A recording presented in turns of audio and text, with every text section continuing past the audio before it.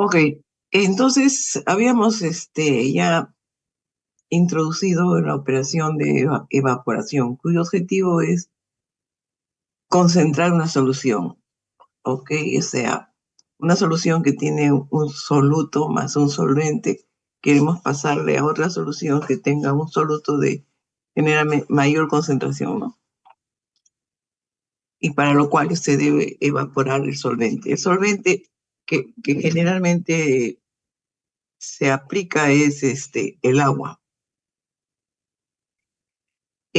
Para esto tenemos ciertas características del líquido que forman esta solución acuosa que siempre deberíamos revisar para la selección adecuada, digamos, de la operación, ¿no? Entonces, deberíamos ver especialmente concentración o rango de concentración, sensibilidad a la temperatura, ¿no? Que hay productos que se descomponen en sus propiedades con la temperatura, entonces esta no es una operación adecuada para ese tipo de productos.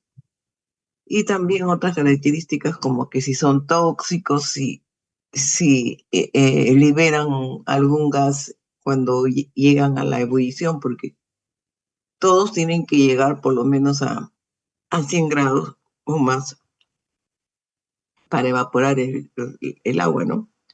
Y bueno, no todos pueden soportar de repente ese rango de temperatura. Además de otras propiedades como calor específico, radioactividad. Y bueno, de acuerdo a esas características, será adecuado el material del cual está construido el equipo. Entonces, ahí hay una variedad de materiales, de cada uno de diferentes costos, y de acuerdo a la característica podríamos escoger fierro dulce o de repente acero inoxidable o materiales especiales que tengan aleaciones de mayor inversión, aleaciones de acero, digamos, de mayor inversión, ¿no? Eso va a depender de lo que estamos procesando. Entonces ahí habíamos hablado de algunas consideraciones como la espuma, formación de costras, etc. Después hablamos de la forma como opera un evaporador, las presiones que generalmente se usan. Es todo, aquí también hay un concepto económico detrás de la selección, del qué tipo de vapor se aplica, ¿no? De acuerdo a la presión sube el costo del vapor, entonces si se puede hacer a bajas presiones la operación, es mejor porque va a haber un efecto económico positivo, ¿no? Ok, entonces hablamos también de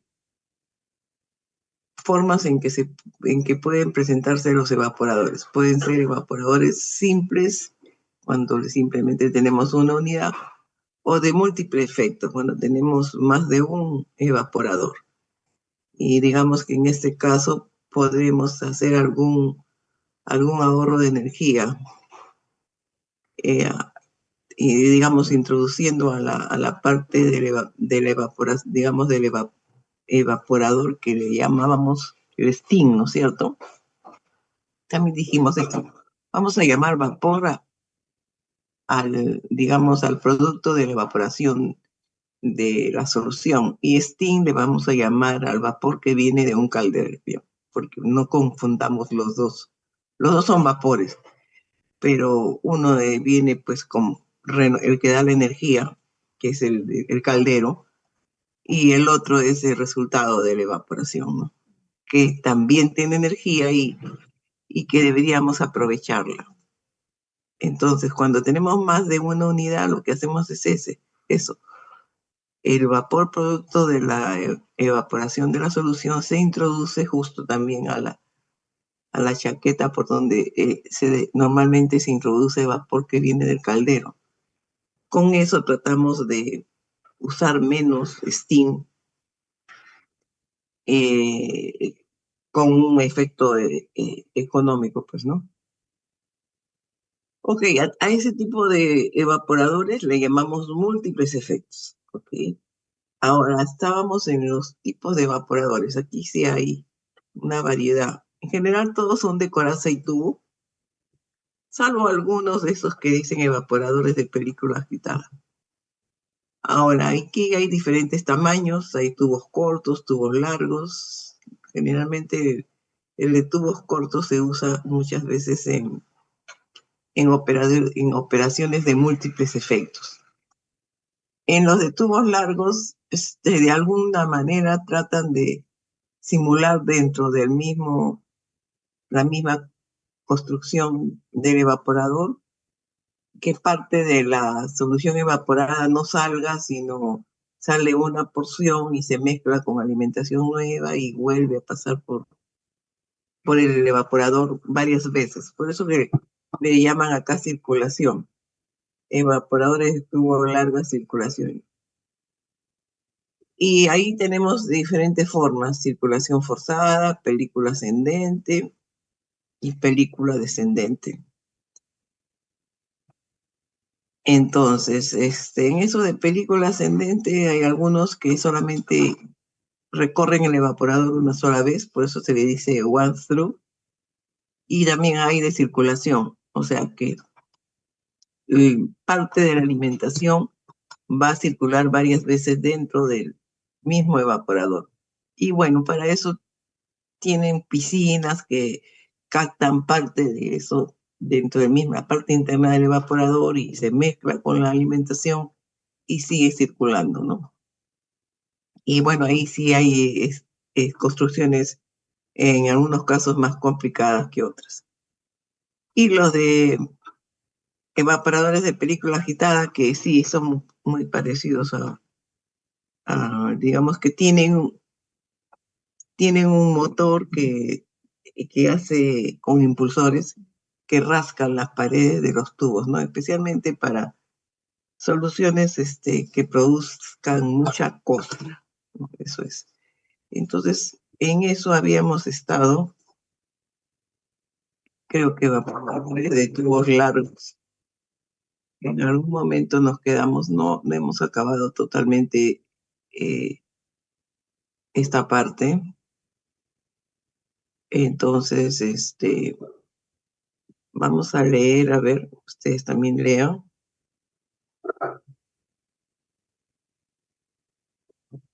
Ok, la solución en la terminología y en los evaporadores es simple, ¿no? Tenemos la alimentación, tenemos el vapor fruto de la evaporación de la solución y un producto y la solución concentrada a la que nosotros generalmente le llamamos licor, porque digamos es el fluido que va a tener una mayor concentración. Por otro lado, va a entrar el steam, que generalmente va por encima de los tubos, una chaqueta. La alimentación va por dentro de los tubos y con eso, digamos, hemos configurado lo que entra y lo que sale, ¿no? Tanto en el balance de masa como en el balance de energía.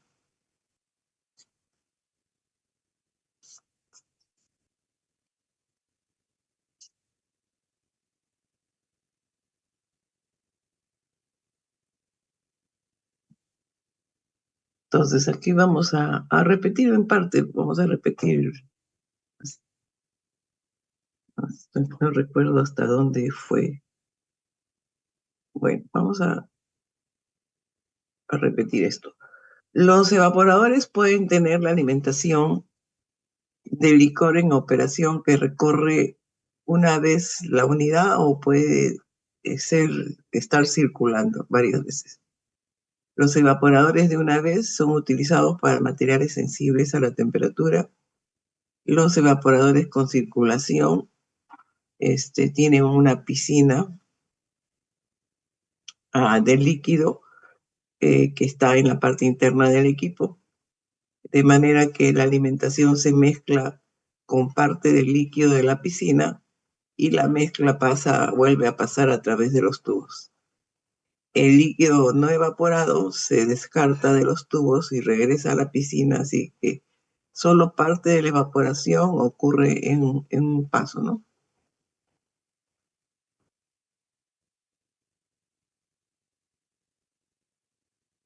Estos son coeficientes globales típicos para diferentes, para evaporadores de tubos verticales largos, ¿no?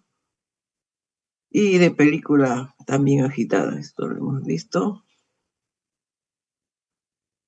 Ahora, los evaporadores con un solo paso a través y con circulación. Los evaporadores pueden operar bien como unidades de un solo paso a través o con circulación, pues puede ser de las maneras, ¿no? En la operación con un paso a través, el líquido de alimentación pasa una sola vez a través de los tubos, desprende el vapor y sale del equipo como una solución concentrada. Y toda la evaporación tiene lugar en un solo paso. La relación de evaporación a alimentación está limitada en una unidad de un solo paso. Por tanto, estos evaporadores se adaptan bien a una operación de múltiple efecto, donde la concentración total puede conseguirse en varios efectos.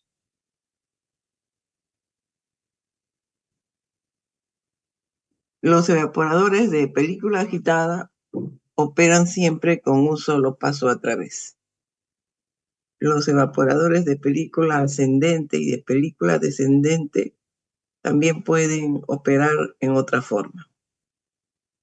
Los evaporadores con un solo paso a través son especialmente útiles para materiales sensibles al calor.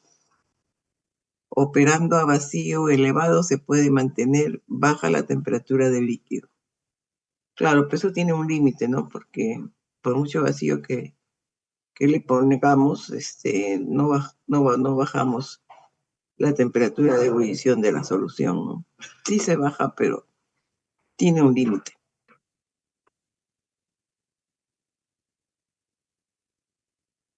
Con un solo paso rápido a través en los tubos, la disolución concentrada está a la temperatura de evaporación, pero solamente durante un corto periodo de tiempo y puede enfriarse muy rápidamente en cuanto sale del evaporador.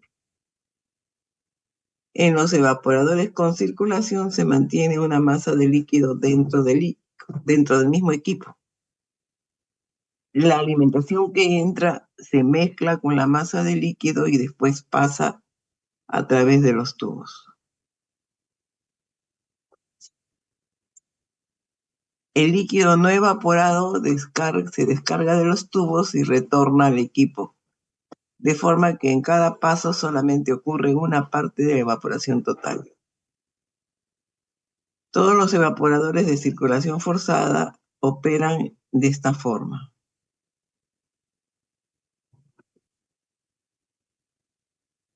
Ahora, los evaporadores de película ascendente son generalmente equipos de circulación.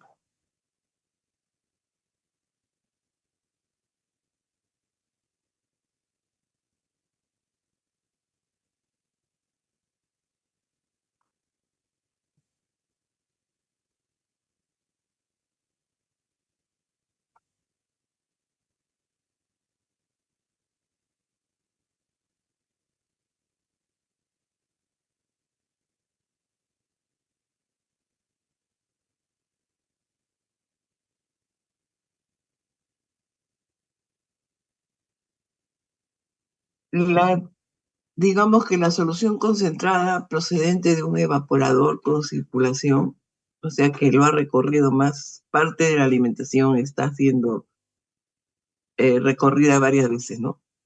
Se retira de la masa de líquido y por tanto esta de tener la máxima concentración, puesto que el líquido que entra en los tubos puede contener varias partes de la solución concentrada por cada parte de alimentación. Su concentración, densidad, viscosidad y temperatura de ebullición son próximas al valor máximo. En consecuencia, el coeficiente de transmisión de calor tiende a ser bajo.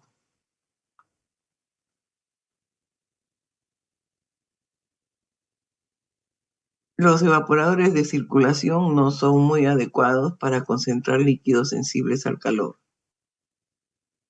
Con un vacío razonablemente bueno, la temperatura de la masa del líquido puede no ser destructiva, pero el líquido está repetidamente expuesto al contacto con los tubos calientes. Por consiguiente, algo de líquido puede calentarse a una temperatura excesivamente elevada. Aunque el tiempo de residencia del líquido en la zona de calentamiento puede ser corto, parte del líquido está retenida en el evaporador un tiempo considerable y el calentamiento prolongado de aún una pequeña parte de un material que sea sensible al calor puede estropear todo el producto, ¿no? Como puede ser el caso de los productos alimenticios.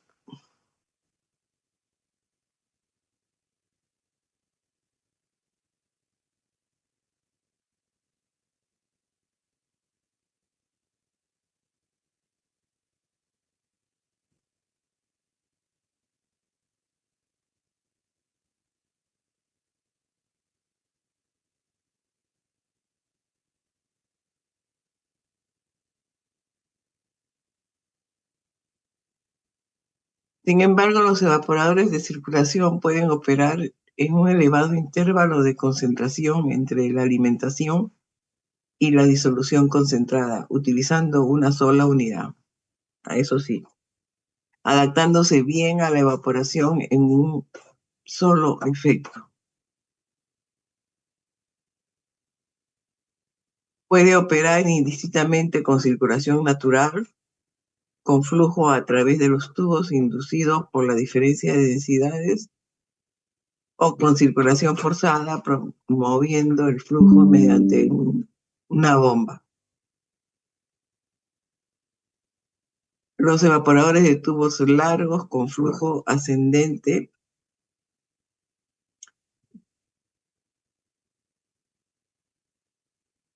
se representan, digamos, en la siguiente figura, ¿no?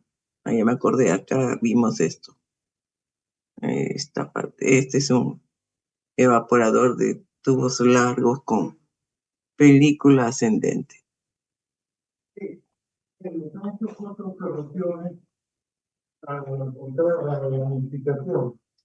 Ok, entonces, esto ya lo vimos, ya me acordé. Aquí, antes de esta figura está la explicación, digamos, por dónde está entrando, a ver, la alimentación, ¿no? La alimentación está entrando por acá, el vapor fruto de la evaporación del líquido está saliendo por acá, en la solución concentrada sale en este punto, y bueno, aquí entra el vapor, el steam.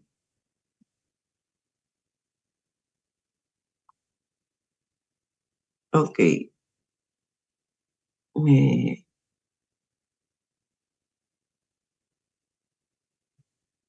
ok, estas son la descripción de esta figura, ¿no?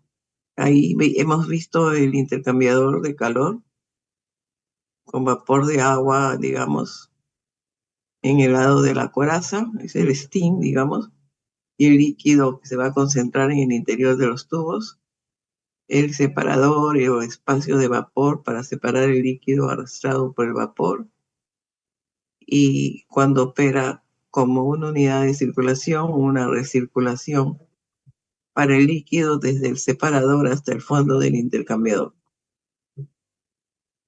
Y van a existir las entradas del líquido de alimentación, del, del vapor de agua y las salidas para el vapor, ¿no? Y la solución, el licor, digamos. El vapor condensado y los gases no condensables procedentes del vapor de agua. Ok, aquí está más o menos. Este es el intercambiador, ¿no? En donde entra el steam y también la alimentación, ¿no? Entra la alimentación, entra por acá y el steam por la coraza. Ok, este es el intercambiador de tubos, el evaporador de tubos largos. Ahora, algunas características sobre el diámetro y las longitudes de los tubos.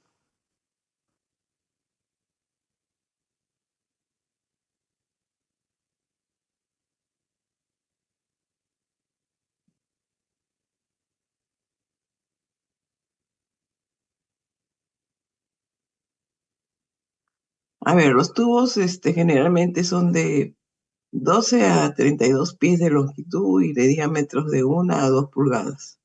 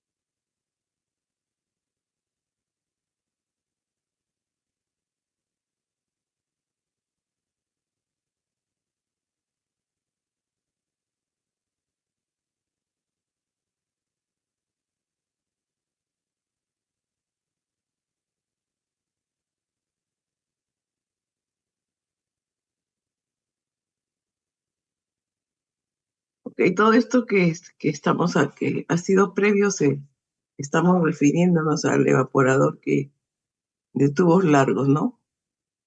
Toda esta descripción de por dónde entra el líquido y el vapor, ¿no? Creo que esto lo hemos hecho. Hay una descripción de la figura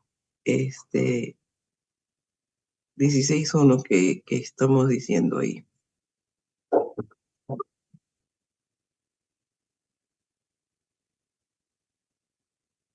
Ok, ya este es un resumen. La mezcla de vapor y líquido que salen de los tubos entran en el separador, ¿no? El diámetro del separador es mayor que del intercambiador, de tal forma que la velocidad del vapor disminuye rápidamente. Con una ayuda adicional para la eliminación de gotitas de líquido, el vapor choca y pasa sobre un conjunto de placas deflectoras después de salir del separador. El evaporador que hemos mostrado antes en esta figura, solamente puede operar como una unidad de circulación. Los evaporadores de tubos largos verticales son especialmente eficaces para concentrar líquidos que tienden a formar espuma. La espuma se va a romper cuando la mezcla de líquido y vapor a alta velocidad choca contra las placas deflectoras que hay en la parte superior, ¿no? Internamente. Ok, esto sí creo que no. Vamos a ver un ratito, quiero ver por las figuras, me voy a... Claro, sí, esto es nuevo. No, no creo que a este no llegamos. Ok,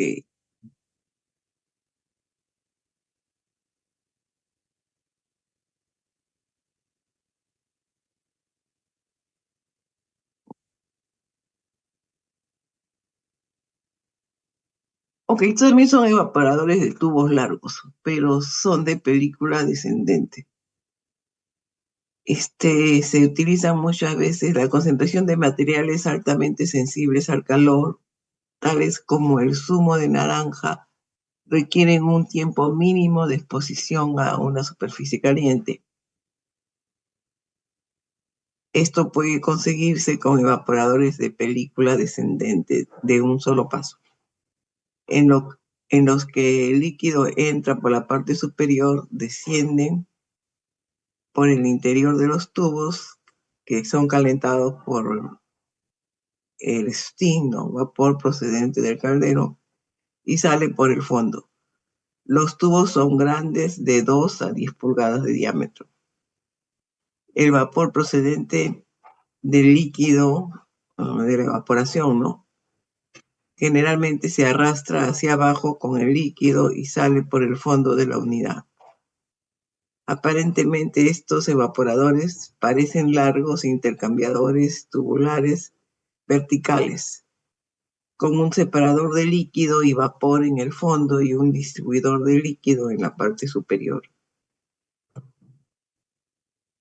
El principal problema de un evaporador de película descendente es la distribución uniforme del líquido formando la película interior de los tubos. Esto se consigue mediante una serie de placas metálicas perforadas situadas sobre una placa tubular, sí, cuidadosamente nivelada, ¿no?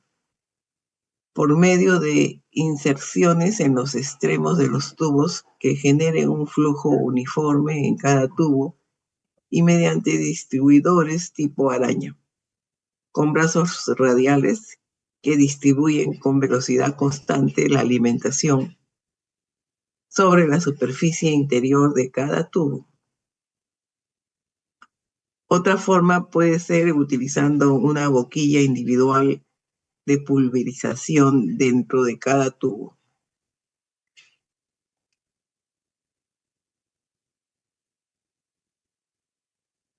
Cuando se puede utilizar recirculación sin dañar el líquido, la distribución del líquido en los tubos se facilita mediante una moderada recirculación del líquido hacia la parte superior de los tubos. Esto da lugar a un mayor flujo de líquido a través de los tubos de lo que es posible en una operación de un solo paso.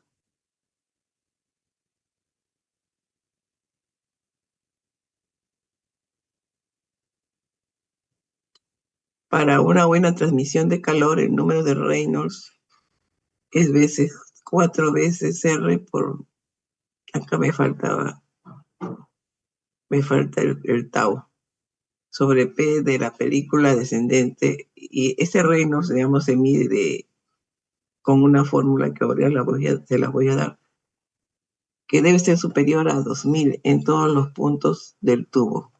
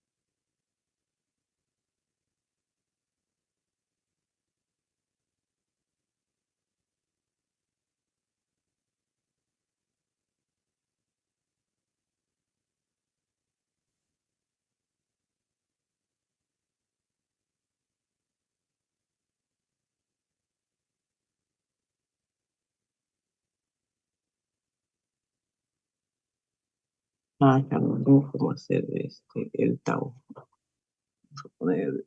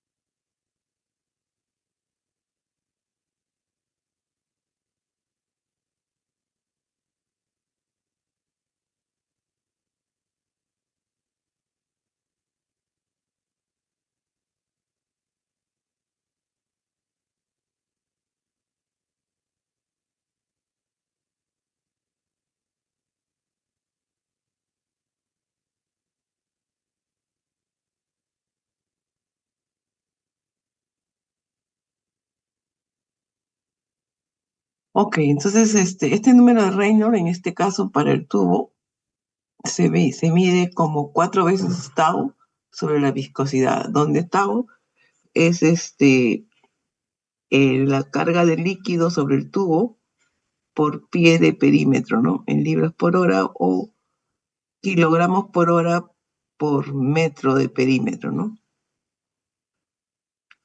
Líquido sobre el tubo por metro de perímetro, en cualquiera de las unidades que crean convenientes, inglesas o internacionales, ¿no? Esa es una manera como medir, digamos, el Reynolds en este caso. Ok, entonces ese Reynolds que ha de ser, digamos, superior a 2000 en todos los puntos del tubo, ¿no?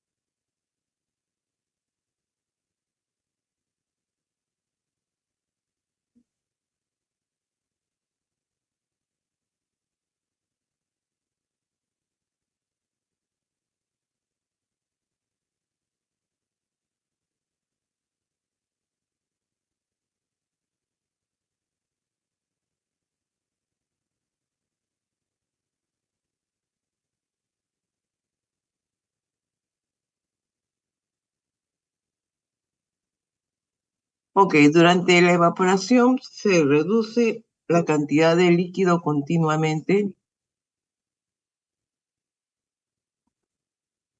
al circular desde de la parte superior hasta el fondo del tubo, ¿no? De forma que la concentración que se puede alcanzar en un solo paso es también limitada.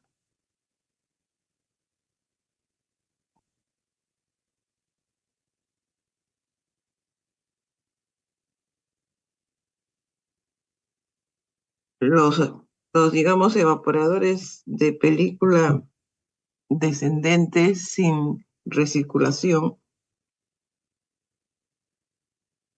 y con cortos tiempos de residencia se tratan productos que sean sensibles a la temperatura, ¿no? Y que no puedan concentrarse de otra forma. Y se adaptan bien a la concentración de líquidos viscosos.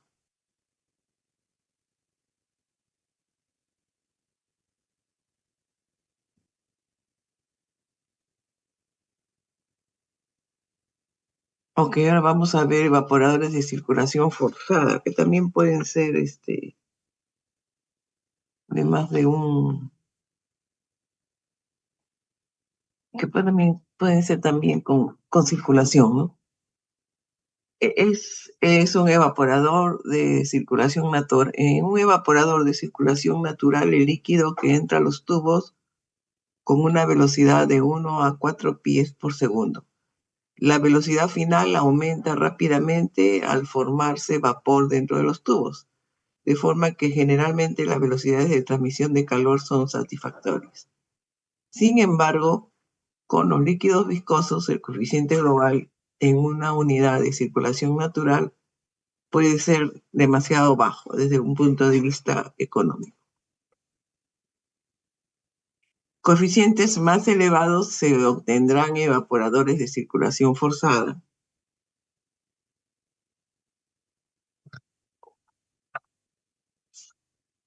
Por ejemplo, en el que se muestra en la figura.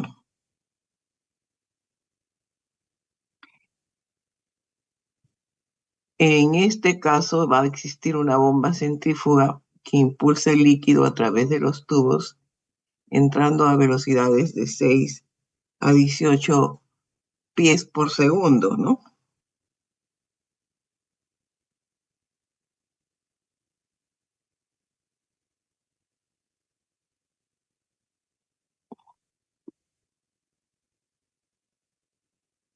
Mm, y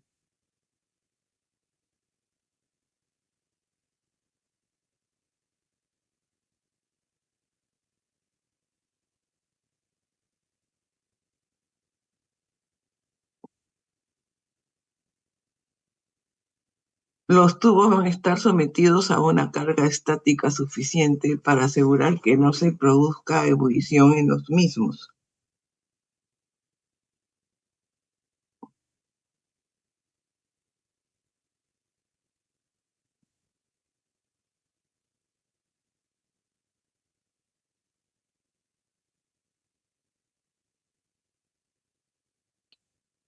El líquido comienza a ser supercalentado y la carga estática se reduce, ¿no? A medida que fluye desde, digamos, desde el calentador hasta el espacio del vapor. Y se genera una mezcla de vapor y líquido a la salida del intercambiador. Vamos a ver un poco las figuras a esta demostración. Ok, este es el evaporador de película agitada, ¿no? Aquí está la bomba.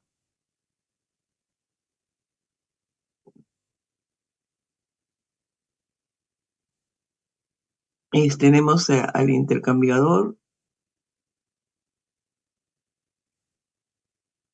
y tenemos la entrada LF, la alimentación. Aquí tenemos el licor concentrado y acá vamos a tener el vapor producto de la evaporación de líquido. Y bueno, aquí tenemos estas placas deflectoras que separan el líquido del vapor, ¿no?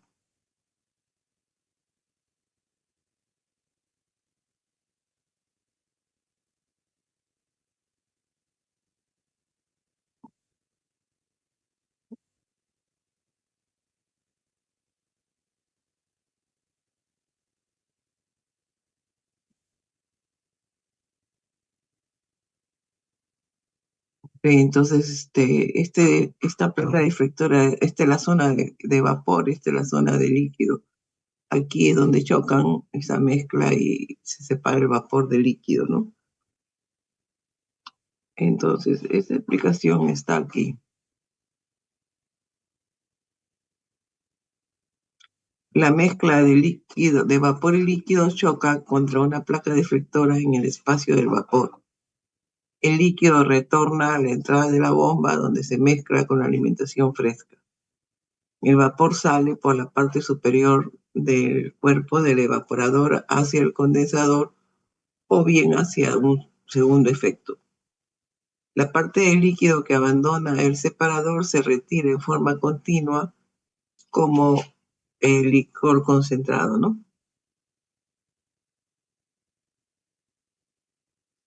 Ok, aquí está el licor concentrado, la alimentación, que aquí es donde entra el steam, ¿no? El steam va a entrar por acá y este es el condensado fruto de por la alimentación es la que está acá. Acá hay un intercambiador de dos pasos, parece, ¿no? Y bueno, y aquí, digamos, se cae el líquido y el vapor, producto de la evaporación, sale por el tope.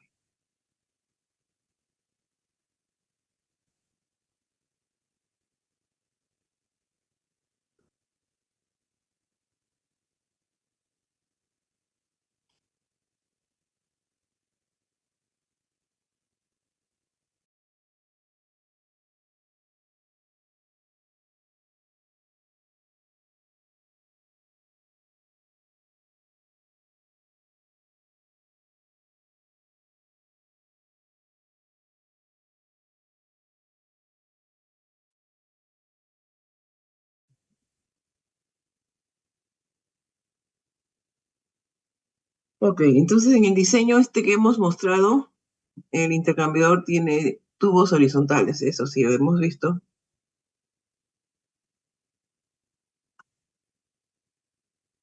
Son horizontales, ¿no? Y bueno, en este caso tiene dos pasos, ¿no? Tanto en el lado de los tubos como el de la coraza. En otros diseños se usan intercambiadores verticales de un solo paso. En ambos casos, los coeficientes de transmisión de calor son elevados, especialmente con líquidos poco viscosos. Pero la gran mejora con respecto a la evaporación de circulación natural se produce con líquidos viscosos.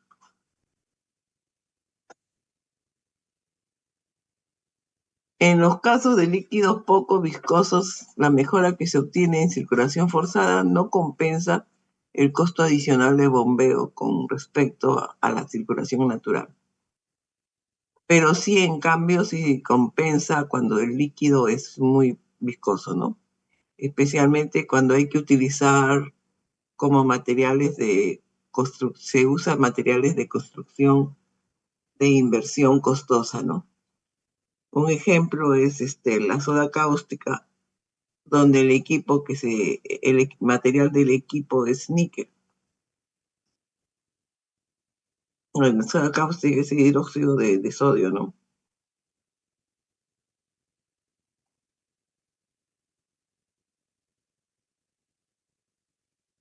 En el caso de evaporadores de múltiple efecto que dan lugar a un concentrado final viscoso, los primeros efectos pueden ser unidades de circulación natural, mientras que los demás que operan con líquidos viscosos son unidades de circulación forzada. Debido a las altas velocidades con las que opera un evaporador de circulación forzada, altas porque tiene una bomba, pues no. El tiempo de residencia del líquido en los tubos es corto, del orden del 1 a 3 segundos, de forma que se pueden concentrar líquidos moderadamente sensibles al calor.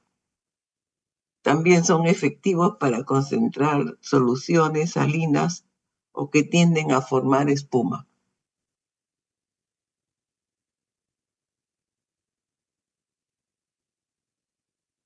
Ok, llegamos a los evaporadores de película agitado.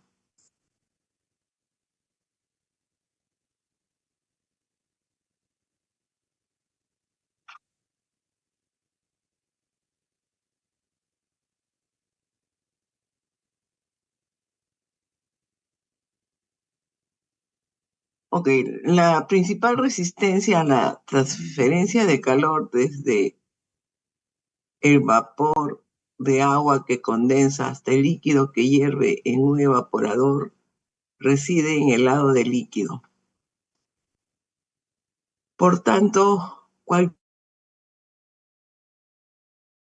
método para disminuir esta resistencia va a producir un considerable aumento en el coeficiente global de transmisión de calor.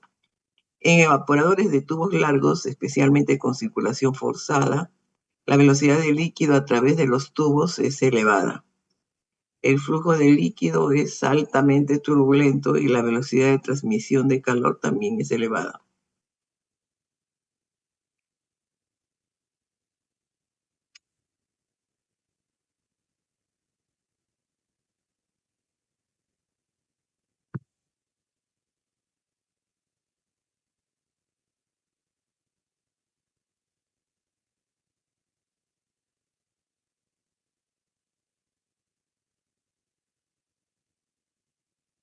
Ok, entonces de esta forma hemos hecho, digamos, hemos aumentado la turbulencia, ¿no? Con lo cual hemos aumentado la velocidad de transferencia de calor. Otra forma de hacerlo es pues agitando, porque vamos a aumentar turbulencia, ¿no? Eso lo hacemos en forma mecánica. Y ahí es cuando intervienen los evaporadores de película agitada, por eso se llama así.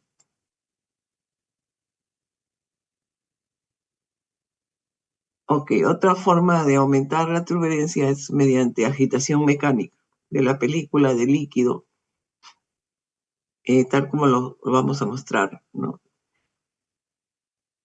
que un evaporador de película descendente modificada, con un solo tubo encamisado que contiene un agitador interno. En este caso, a ver, vamos a mirarlo acá. Aquí está, este es el evaporador de película agitada. Entonces aquí tenemos un motor que tiene impulsores que rascan la superficie interna del tubo, ¿no? Estas son las paletas. Este es el agitador, este que está acá. También tenemos la entrada de la alimentación, el concentrado. Y acá tenemos separador de vapor y la salida del vapor.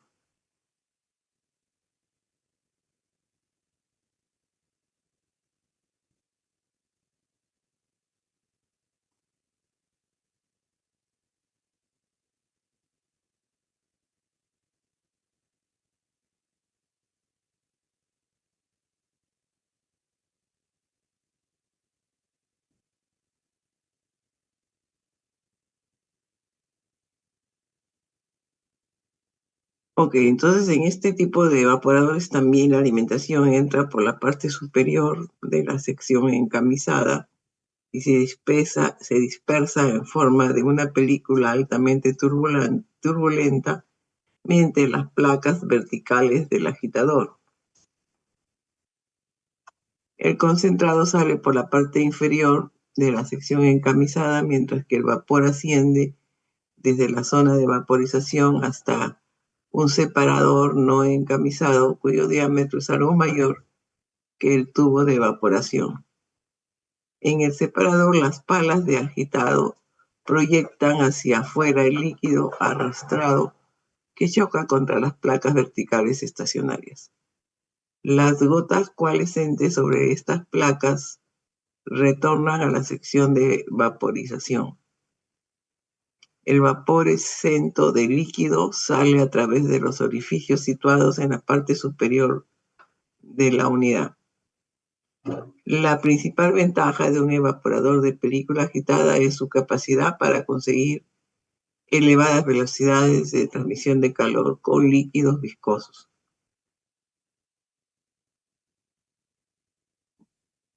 Ok, aquí tenemos al enchaquetado vapor evaporador de película agitada.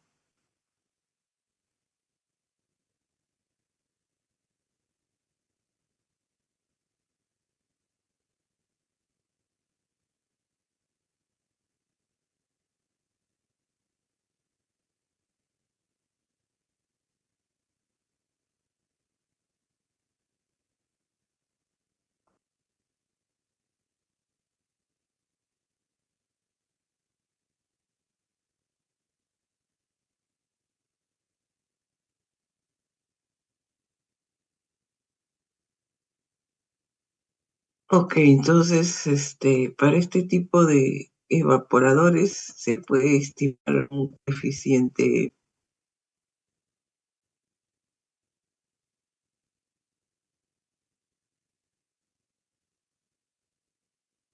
Bueno, eso no lo hice con esto.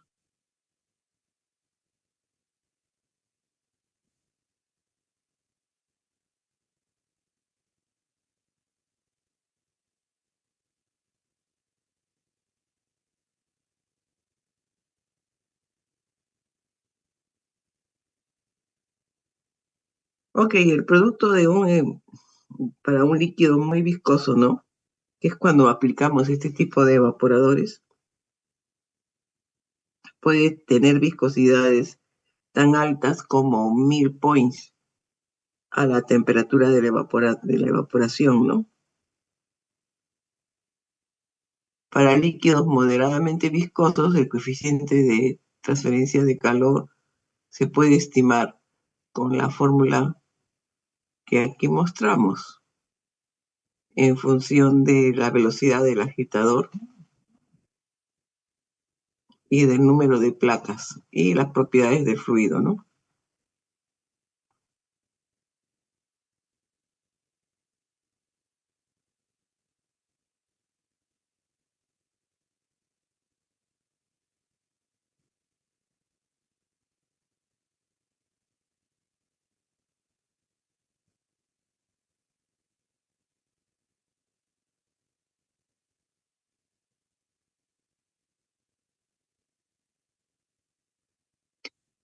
Como en otros evaporadores, el coeficiente global también disminuye a medida que aumenta la viscosidad, pero en este diseño la disminución es más suave. Con materiales altamente viscosos, el coeficiente es considerablemente mayor que en los evaporadores de circulación forzada y mucho mayor que en las unidades de circulación natural. El evaporador de película quitada es particularmente eficaz con materiales muy viscosos, sensibles al calor, tales como la gelatina, látex de caucho, antibióticos, zumo de frutas. Sus desventajas es el elevado costo de inversión inicial del equipo. Las partes internas móviles que pueden requerir un importante mantenimiento, así como la baja capacidad de cada unidad, que es muy inferior a los evaporadores múltiples. Claro, la carga no puede ser tan grande, ¿no? Funciona a caudales pequeños, pues. Pero como se dijo desde el principio, solo se usa cuando se tengan pues, materiales muy viscosos que hagan costra. Y bueno, es la única manera quizás de eliminar esas costras. Ok, entonces con esto hemos más o menos visualizado los diferentes tipos de intercambiado de evaporadores y las aplicaciones eh, prácticas, ¿no? En cada caso, como siempre les digo, de acuerdo al fluido que están procesando, ¿no? Ok, entonces vamos a hablar sobre cómo podemos evaluar el comportamiento de los evaporadores de coraza y tubo. Estos se ven por dos términos especialmente, la capacidad y la economía. La capacidad se define como el número de libras de agua evaporadas por hora. Y la economía es el número de libras vaporizada por libra de vapor alimentada a la unidad.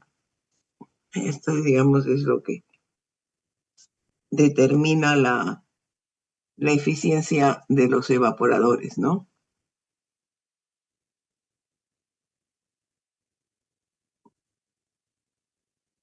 Y generalmente en un evaporador de simple efecto, la economía es casi siempre menos que uno, ¿no? Pero si se tiene equipos de múltiples efectos, esto cambia grandemente, ¿no? También es importante el consumo del steam, ¿no es cierto? Por hora.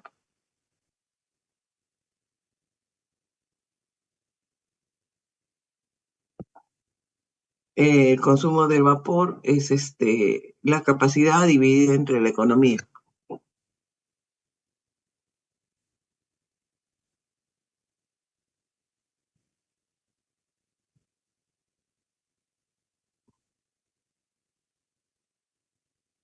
Ok, entonces tanto la capacidad y la economía pueden variar de acuerdo a la disposición del evaporador y también de acuerdo a las temperaturas y presiones a las cuales se trabaja, ¿no?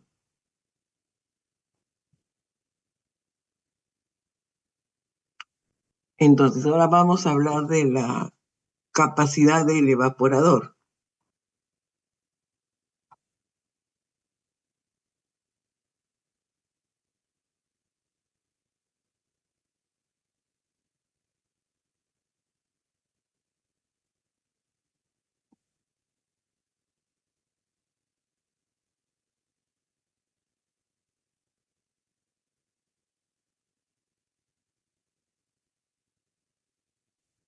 Ok, entonces nosotros sabemos que la velocidad de transferencia de calor es función del coeficiente global del área y de la diferencia de temperaturas, ¿no es cierto? Entre la superficie y el fluido que lo rodea, ¿no?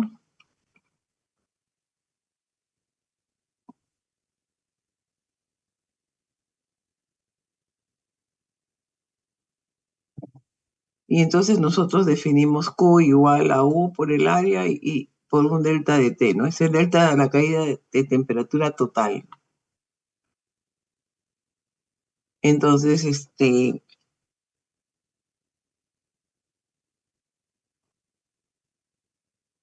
dependiendo del tipo de alimentación, ¿no? Este calor, dependiendo de la temperatura a la cual estamos alimentando, la velocidad de calor puede ser diferente, ¿no? Entonces, si la alimentación a la evaporación está justo en el punto de ebullición,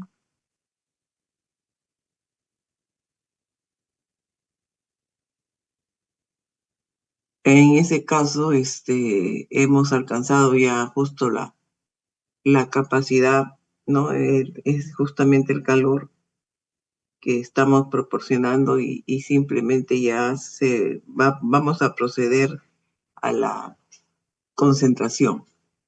Pero si la alimentación no está en el punto de ebullición,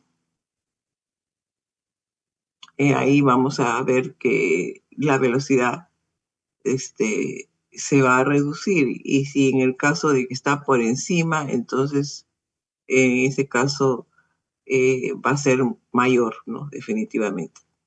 Entonces, la capacidad es proporcional a la velocidad de transferencia de calor. Si la alimentación está justo en el punto de ebullición, que corresponde a la presión absoluta en el espacio de vapor, la capacidad se reduce para un valor dado de Q si la alimentación está fría y tiene que usarse calor para llevarla a su punto de ebullición. Y si la capacidad es mayor que un valor dado de Q, y la alimentación está arriba del punto de ebullición en la fase vapor, una porción de la alimentación se va a evaporar espontáneamente. Y este proceso se llama evaporación flash.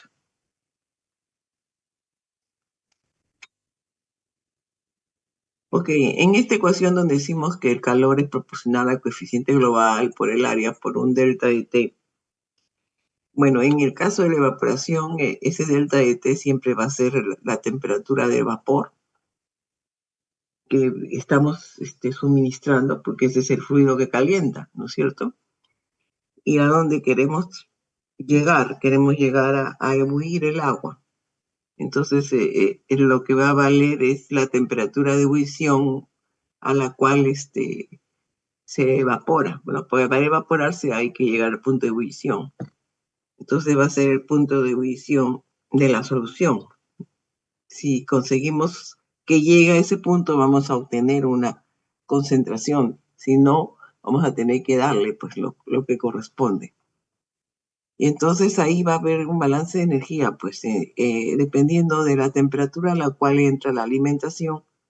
En algunos casos tendríamos que precalentarlo para que llegue al punto de ebullición, y si no hacemos eso, se lo tenemos que dar en la misma unidad. Entonces ahí vamos a consumir probablemente más energía, ¿no?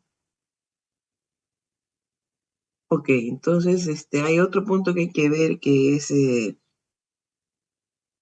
si la solución es concentrada o no. Si las soluciones son diluidas, generalmente el punto de ebullición a la que debe llegar la solución va a ser pues el punto de ebullición del agua, ¿no? Pero si no es así,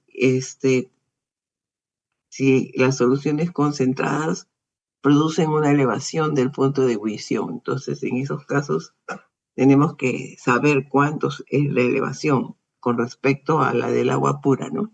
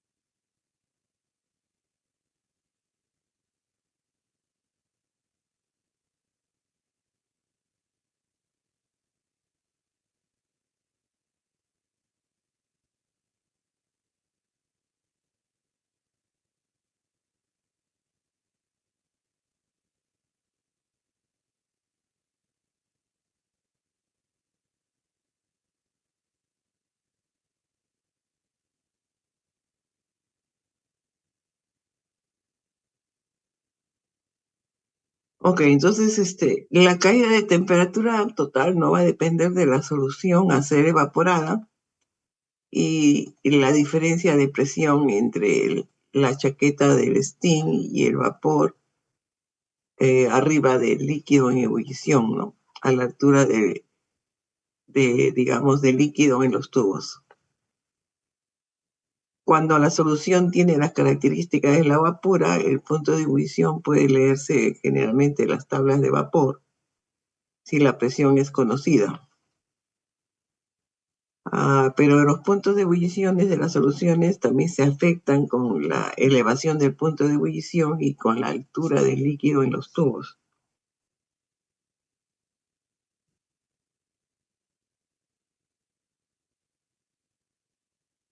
Ok, entonces ahora sí vamos a tener que recurrir a esta regla empírica que le llamamos regla de Turing. Establecido que, digamos, la temperatura de ebullición de la solución este, eh, va a variar, ¿no es cierto?, con la concentración. Entonces, en esos casos, vamos a tener que estas son diferentes concentraciones X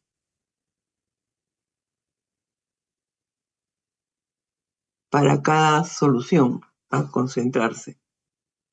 Entonces, si nosotros tenemos la temperatura de ebullición del agua pura y queremos sacar la temperatura de ebullición de la solución, tendríamos que escoger eh, qué concentración, ¿no?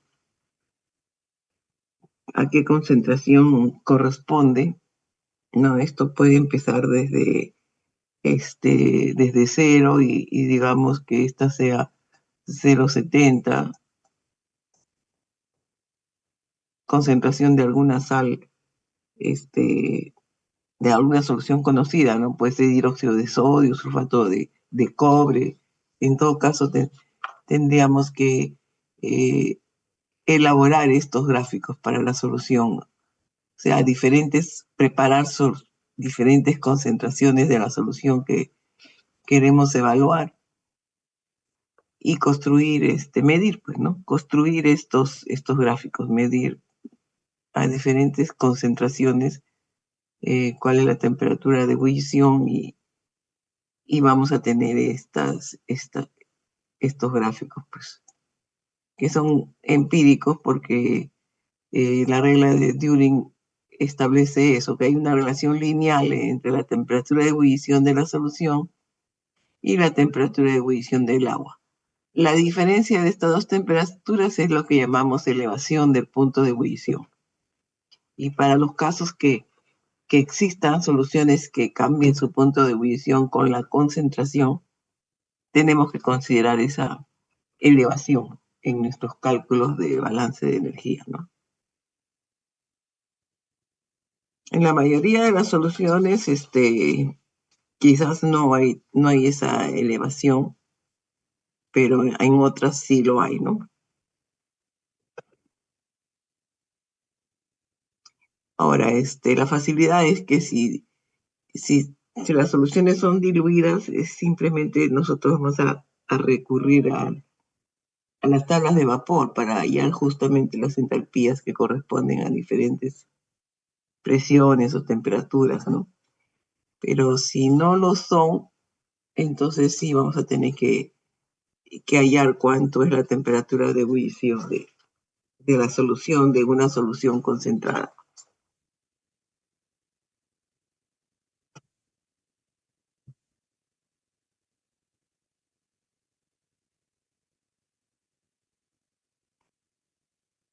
Algo más que tenemos que saber,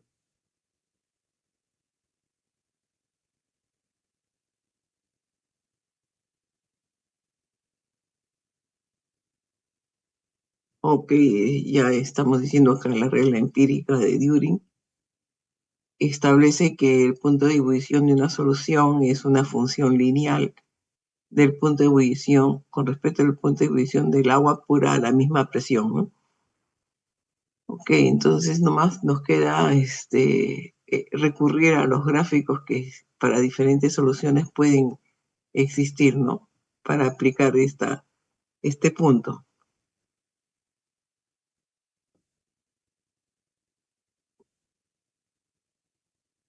Ok, a ver, por ejemplo, este es para el hidróxido de sodio.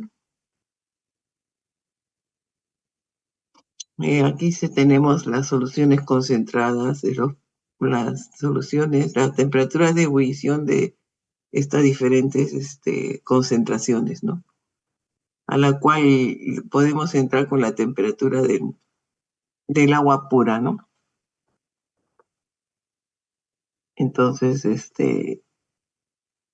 como ustedes ven, teniendo la misma temperatura de ebullición de la solución, puede haber diferencias eh, simplemente porque cambió la concentración, ¿no? A ver, vamos a ver 100, por ejemplo, aquí sí, aquí está aumentando. La diferencia de esta temperatura de ebullición con respecto al agua es lo que muchas veces es elevación del punto de ebullición. Y, y muchas veces nos lo dan como dato, ¿no?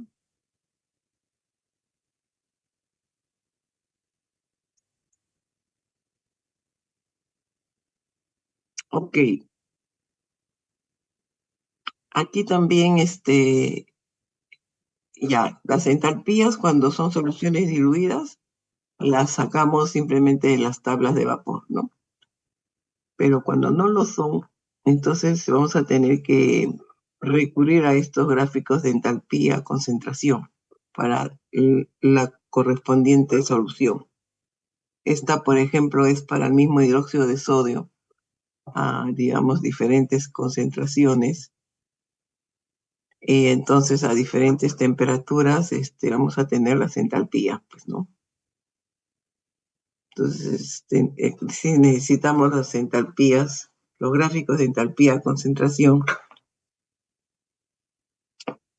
para hacer balance de energía, ¿no?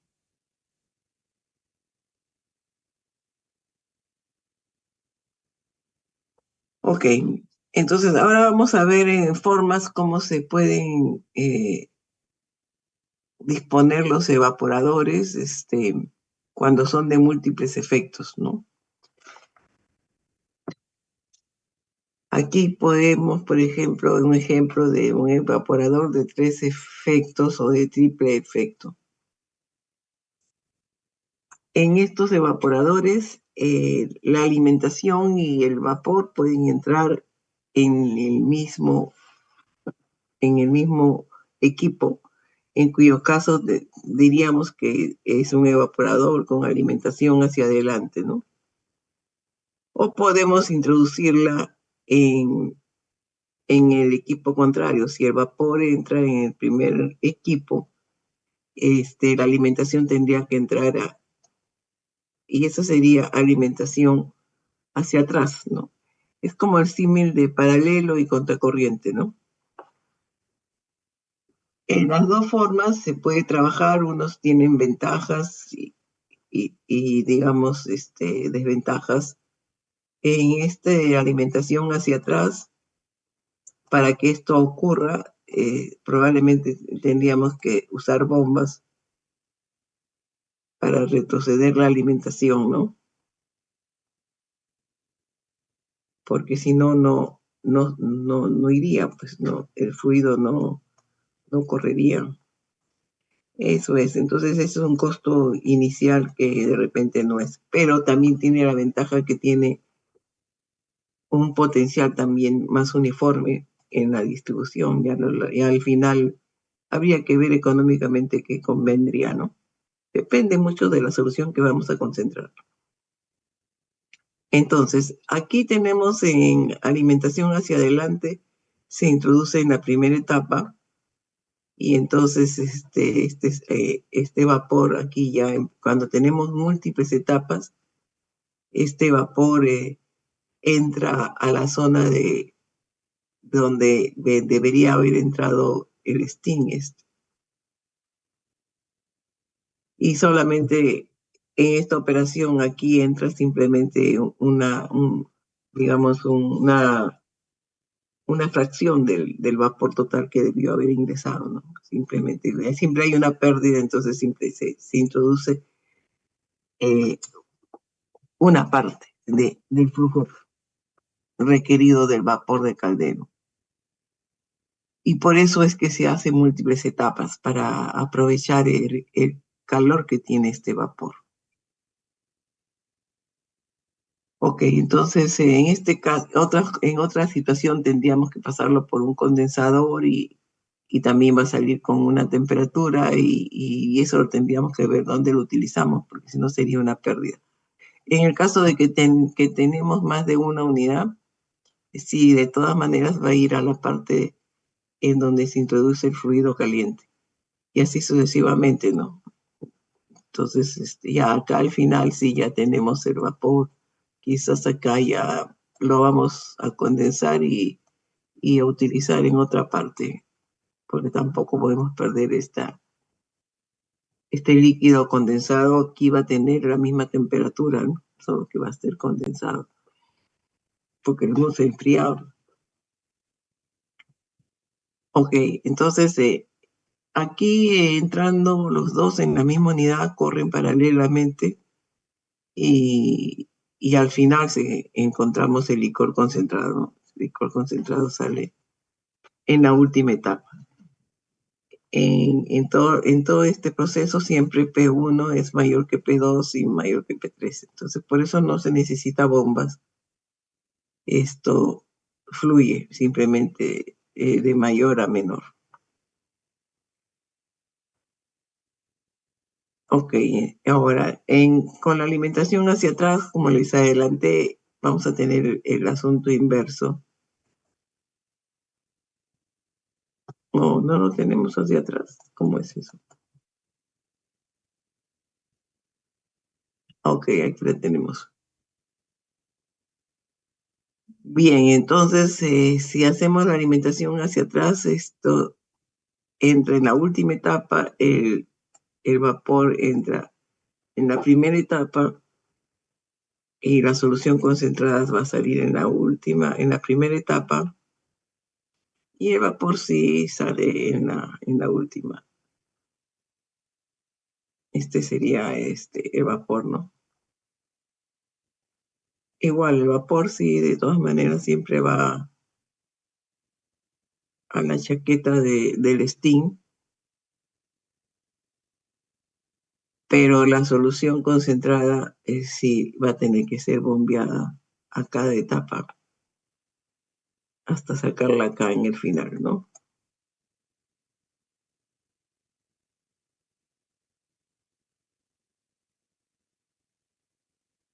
Ok, con esta alimentación se mejora la economía, este, y también se utiliza para el, el líquido viscoso, ¿no? Para líquidos viscosos utilizamos quizás esto.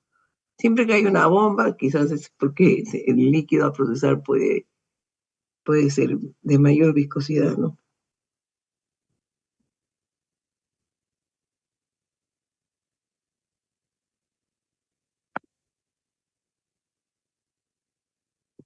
Mm,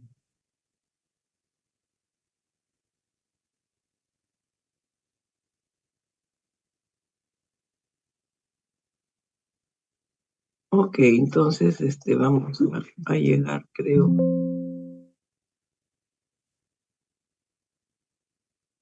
Ok, llegamos a la última.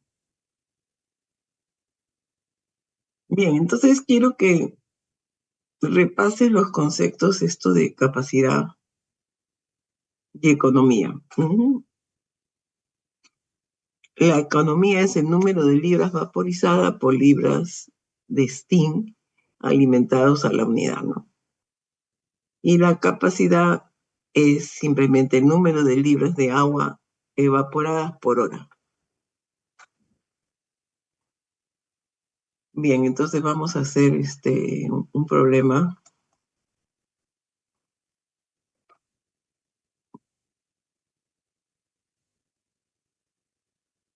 de esclarecimiento.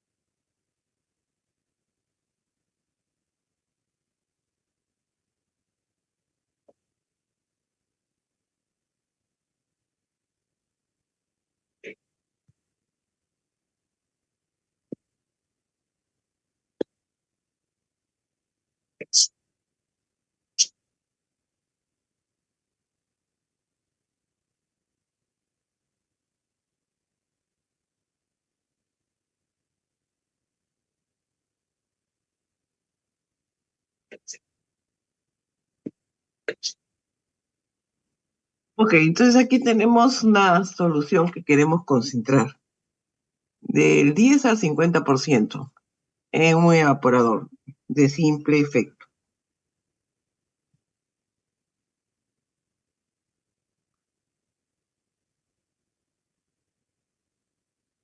para lo cual vamos a usar steam,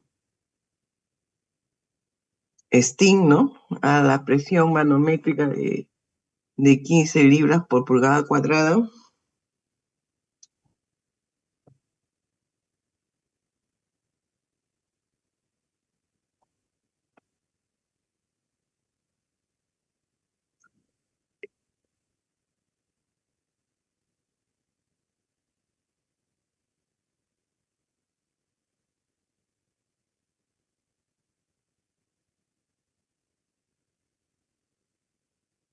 Vamos a hacer esto, aunque creo que no voy a poder.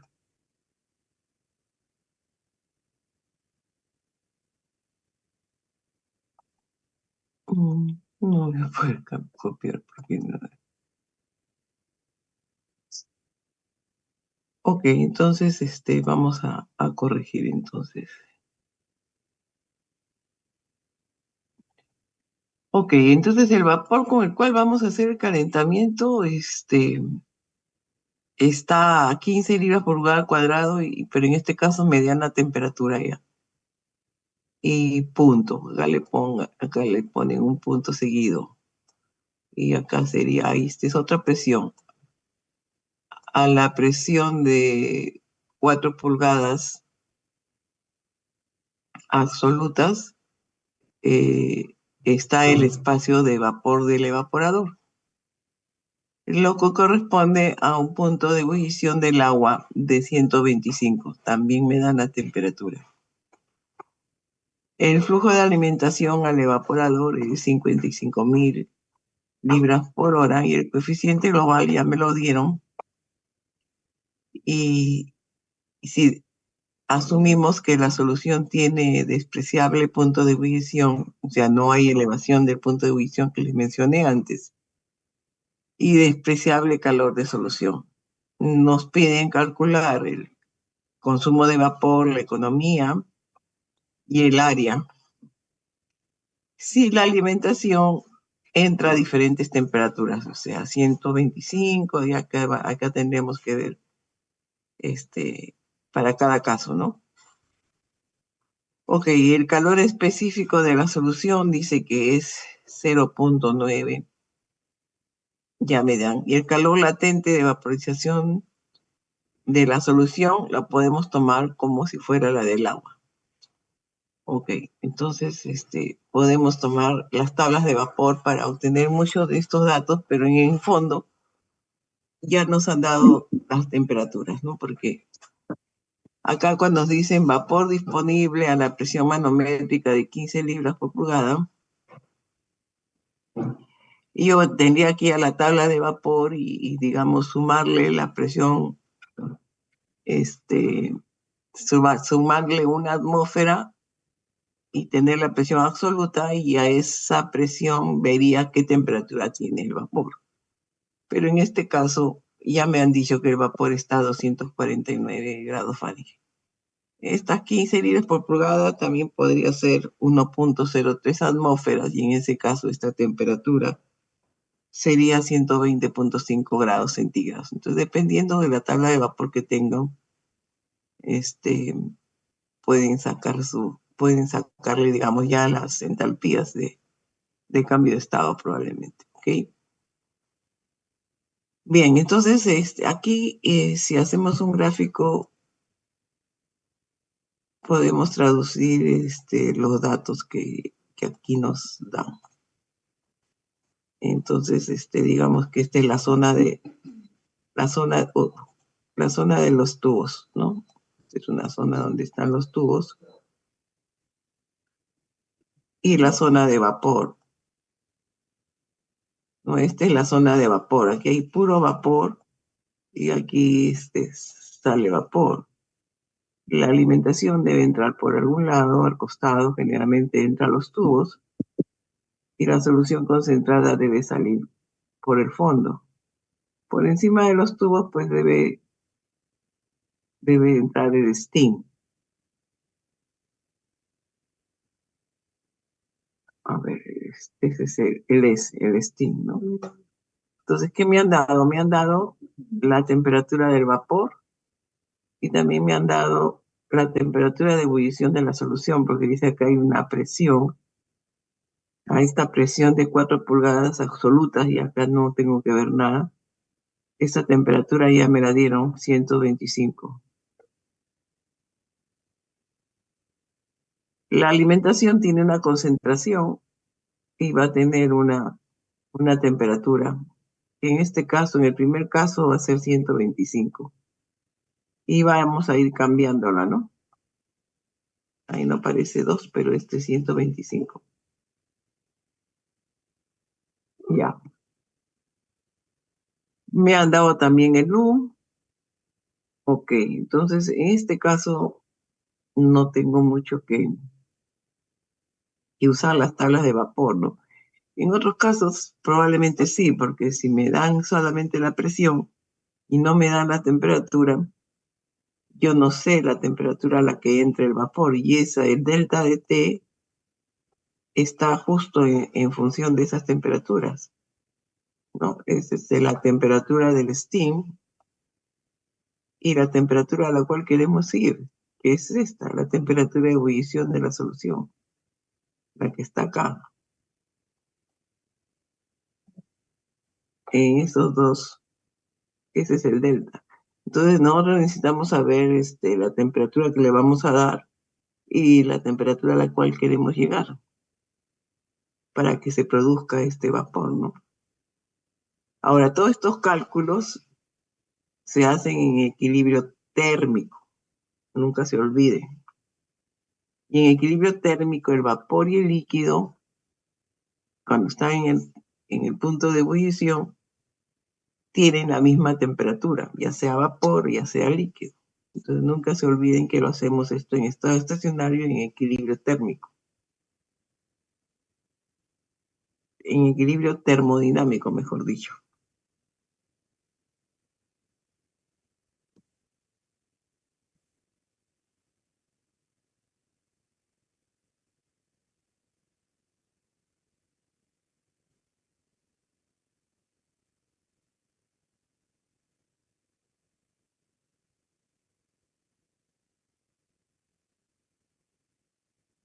Bueno, entonces, como ya pueden ustedes intuir que ahí tengo que hacer un balance digamos, de masa y después un balance de energía, porque me da la alimentación y necesito saber cuánto sale de vapor, pero sí las concentraciones, ¿no es cierto?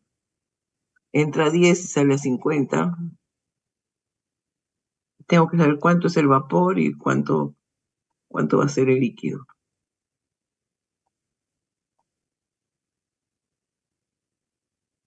Ok, aquí está mejor dibujado lo que acabamos de hablar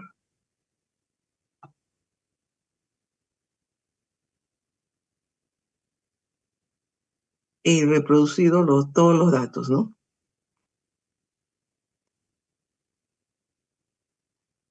Claro, acá ya no al concentrado le estoy llamando producto. Entonces aquí tenemos todos los casos. La alimentación quiere que hagamos este problema n veces, 3 veces. En el primer caso vamos a hacer que la alimentación entra a 125,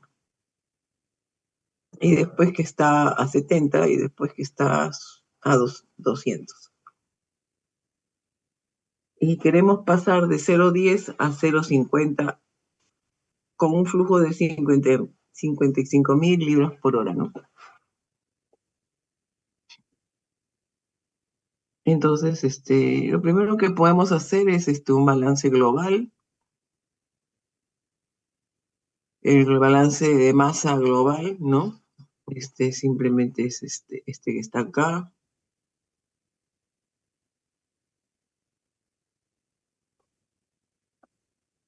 Lo que entra es igual al vapor más el producto, o es que el líquido concentrado, ¿no?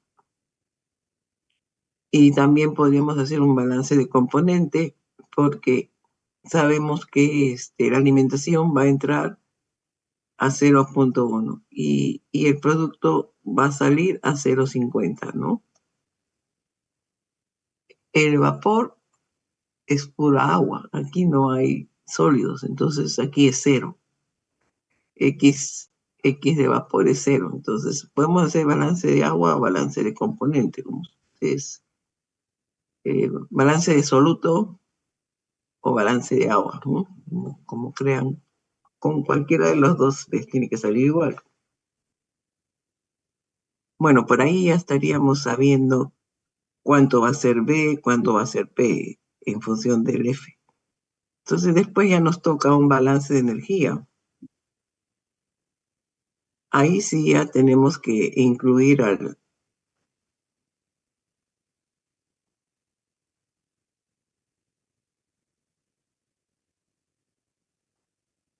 vapor que esté entrando.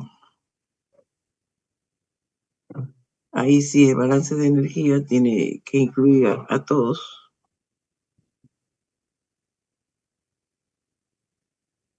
Aquí este vapor está entrando, me dijeron, a 249, ¿no?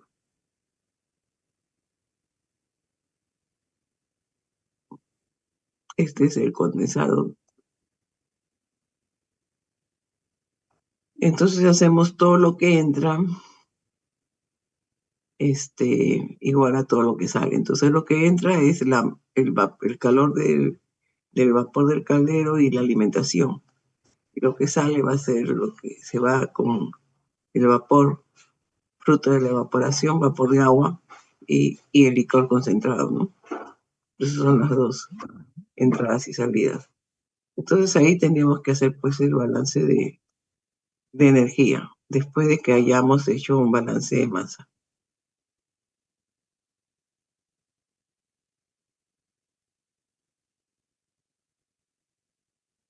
A ver, ¿quién me dice cuánto sale B y cuánto sale P?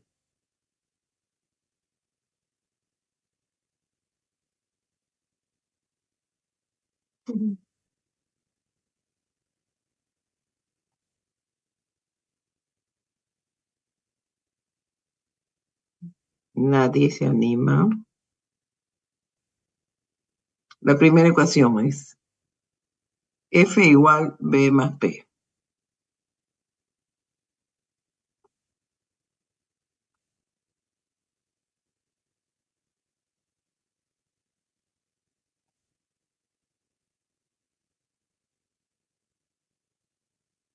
Ok, entonces balance de masa. Lo que les dije, ¿no? F igual a B más P, entonces aquí no saben los flujos ni del vapor ni del licor concentrado del producto. Entonces ahora podemos hacer balance de componentes. Vamos, más fácil creo que es hacer del producto, ¿no? Lo que entra de los coloides en la alimentación debe ser lo que sale los productos, porque en el vapor no va a salir nada de producto. Entonces, simplemente hacemos este balance en estado estacionario y nos sale el flujo del producto. Entonces ya tenemos los flujos de masa. Ahora, empezamos. ¿Cuáles van a ser el flujo de energía, el balance de energía? A ver, empiecen, dado los flujos de masa, a ver, hagan el balance de energía.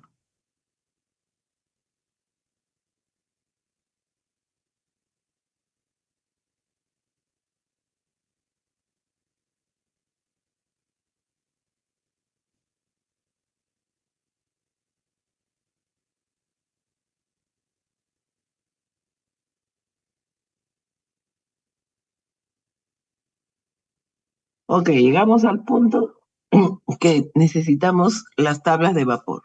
Ok, o sea que ya es básico que tengan tablas de vapor, porque necesitamos hallar las entalpías de cambio de estado para el steam, ¿no es cierto?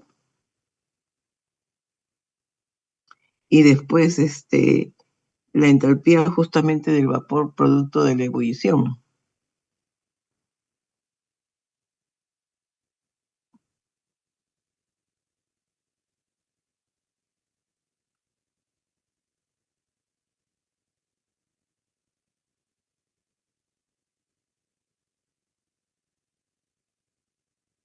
Entonces, a la presión del vapor que teníamos, que era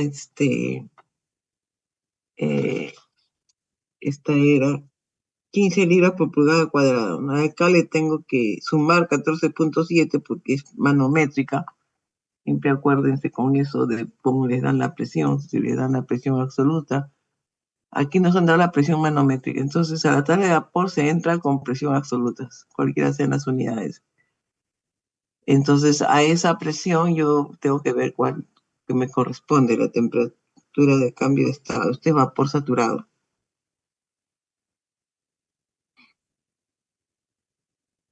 Ok, y entonces también a la presión de 4 pulgadas de mercurio, ese sí fue absoluta.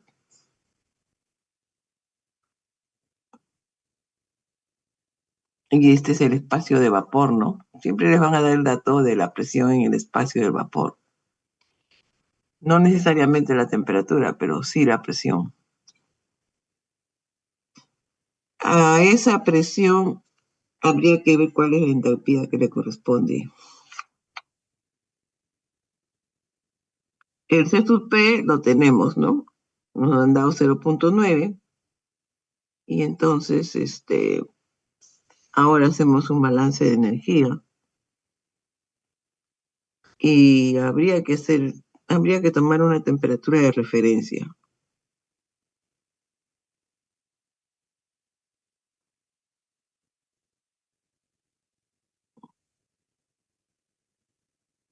Uno toma la temperatura de referencia que más le conviene, ¿no?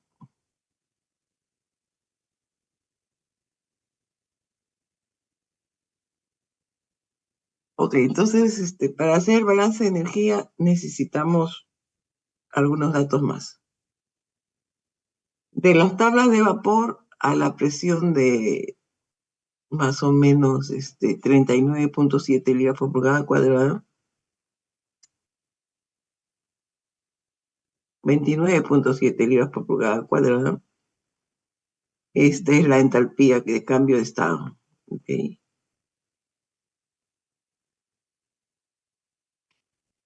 Y entonces para el vapor, esa sí es absoluta. Entonces esa en unidades de libra por pulgada cuadrada es 1,97. A esa presión ya vamos, ya no vemos la de cambio de estado, sino la entalpía de vapor, que estamos en vapor. Y la entalpía del vapor es esta entalpía. Ok, entonces si ese SUP también ya nos los dieron y entonces estamos listos para hacer el balance de energía.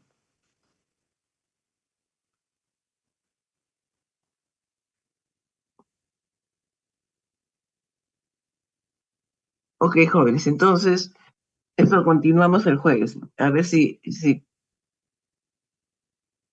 hacen el balance de energía, por favor, para el jueves, ok. Vamos a corregir la asistencia. También veo que se me han retirado y ahora sí, ¿qué vamos a hacer?